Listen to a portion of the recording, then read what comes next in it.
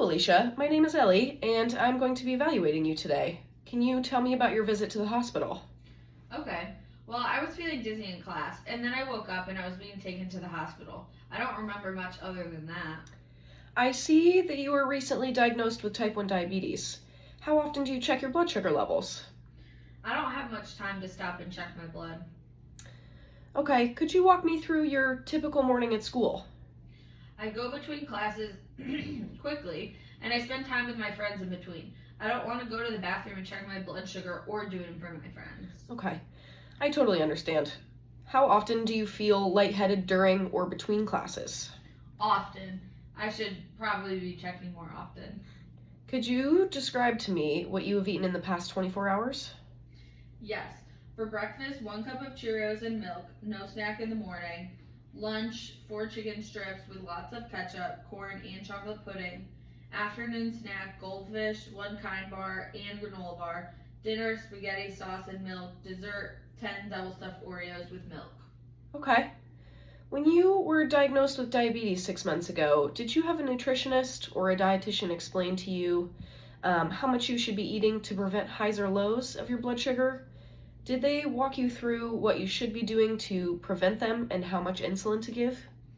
Yes, but I don't really remember much. I was nervous about how much my life would change with the thing on my arm and monitoring my blood sugar. My parents know what to do. Okay, I understand. Well, Alicia, I would like to go through all of that with you now, if that's okay. That is okay. Good. When you fainted in class and you were brought into the hospital, your blood glucose levels were at 275. The appropriate range for that should be somewhere around 70 to 109, so you were very hyperglycemic. You also had a fever of 101.6 Fahrenheit, and some of your vitals were elevated as well. Do you remember someone making you pee in a cup for a sample? Yes, I do. Okay. They did that to see if you were excreting ketones and glucose in your urine, and you were in fact positive for both of those. When you have a really high blood glucose level, your kidneys cannot reabsorb sugars, and it goes into the urine. If you don't give yourself any insulin to lower your blood sugar levels, then you can produce ketones, and those go into your urine as well. This means that your body is burning fat for fuel instead of glucose.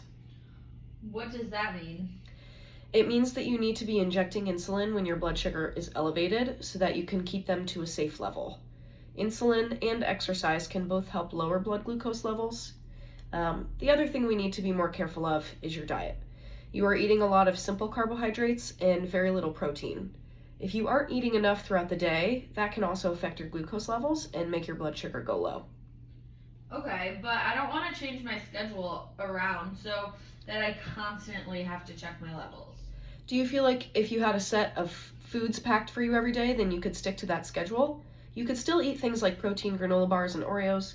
We could just plan them out better based on your insulin levels. Your parents could work out with you to have meals and a kit in case you feel dizzy too. I think that would be easy. I just don't have much time to think about it during the day. I totally understand. I think having a set of foods that you can eat so you know how to correctly dose your insulin without having to think too much would be great for you. Do you feel like you'd be able to do that? Yes, I don't want to faint at school again. That was embarrassing. I want to help you prevent that from happening again. Do you know how much insulin you should be giving yourself for meals? I think so, but can you go over it again? Absolutely. So at home, it looks like you have about one unit of insulin every 50 milligrams per deciliters over 110, and then you get 30 units in the morning with breakfast and 20 units at night with dinner. Do you usually eat 3 meals a day? No, sometimes I forget to eat breakfast. I don't have a lot of time in the mornings. Along with a more set meal plan, we'd have times set for you when you'd give yourself the 30 units in the morning and eat your breakfast. That way the food is already counted out for you and you know exactly how much insulin to give. Do you think if you gave yourself an extra 5 minutes in the morning, you could eat some food every day before school? Maybe, if the food was ready for me before I left for school. Okay.